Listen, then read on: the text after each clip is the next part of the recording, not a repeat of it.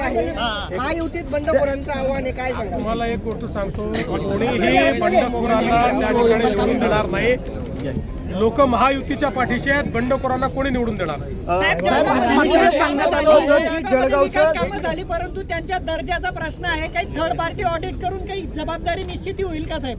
अशा प्रकारे जर कुठे दर्जाचा प्रश्न असेल तर त्याची सुधारणा निश्चित केली जाईल, पण केवळ आरोपाकरता आरोप असतील तर मात्र त्याच्याकडे लक्ष दिलं जाणार नाही. साहेब, मागच्या वेळेस सांगण्यात आलं होतं की आपण पण इथं घराणेशाहीचं दिसून येते. अनेक उमेदवार जे त्या नेत्यांच्याच घरातले. तुम्ही स्वतः म्हटले होते सर, असं आहे की महाराष्ट्रात भारतीय जनता पक्षाने एक पॉलिसी ठेवली होती, त्या अंतर्गत आम्ही हा निर्णय केला आणि जवळजवळ सगळीकडे आम्ही अशा पद्धतीनं कुठलेही नवीन उमेदवार दिले नाही. 1-2 ठिकाणी अपवाद झाले, कारण त्या ठिकाणी फॉर्म भरून टाकले होते आणि मग दुसरा वेळेवर अल्टरनेट उमेदवार आम्हाला आणता आला नाही. असं केवळ 2च ठिकाणी घडलेलं आहे, बाकी ठिकाणी आम्ही हे केलेलं नाही. सांगण्यात आलं की जळगावचं सिंगापूर होणार आहे, मात्र आपण जवळच्या शिरपूरची बरोबरी करू शकलो नाही. जळगाव शहरातील जी उपनगर आहेत त्यांची जी परिस्थिती आहे ती आजही जैसे थे आहे. मला एक सांगतो, मी सिंगापूर वगैरे कधी म्हणत नाही. आपलं जळगाव हे आपलं जळगाव आहे, आपली संस्कृती वेगळी आहे. जे काही घडलं जळगावमध्ये ते आमच्या काळातच घडलं आहे आणि पुढच्या 5 वर्षामध्ये विकसित जळगाव आपल्याला करायचं आहे. साहेब, अजित पवारांना की तुम्हाला वीर सावरकरांचे विचार पटत नसतील तर तुम्ही लांब राहा किंवा तुमच्याशिवाय पण विचार. पण मला असं वाटतं की वीर सावरकरांचे विचार हे अजितदादांनी त्याचा विरोध करण्याचं कारण नाही, त्यांनी कधी केलंही नाही.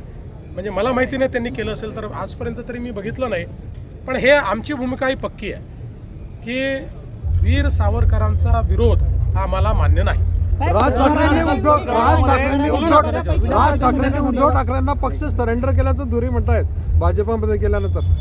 असं आहे, आता ते त्या पक्षामध्ये होते त्यामुळे त्यांना त्या पक्षातलं जास्त माहिती आहे. ते शेवटी काही ना काही नाराजी असेल म्हणूनच आमच्याकडे आले की नाही. त्यामुळे ती जी त्यांची भावना आहे ती अनेक लोकांची भावना आहे.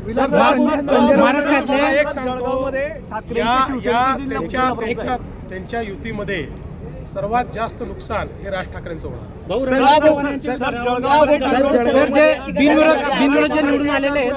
असं आहे की रवींद्र चव्हाणांनी त्या विधानावर स्पष्टीकरणही दिलेलं आहे, दिलगिरी व्यक्त केलेली आहे.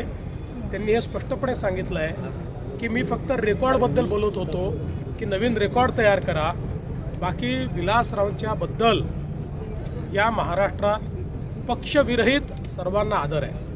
त्यामुळे विलासरावांच्या स्मृती कोणी पुसणार नाही, कोणी पुसू शकत नाही. आम्हाला सगळ्यांना आदर आहे. आम्ही जरी काँग्रेसच्या विरुद्ध लढत असलो तरी देखील विलासरावांच्या संदर्भात आमचं सगळ्यांचं असं मत आहे की महाराष्ट्रातले जे प्रमुख नेते आहेत, ज्यांनी महाराष्ट्रामध्ये उत्तम काम केलं, त्यापैकी एक विलासराव आहेत.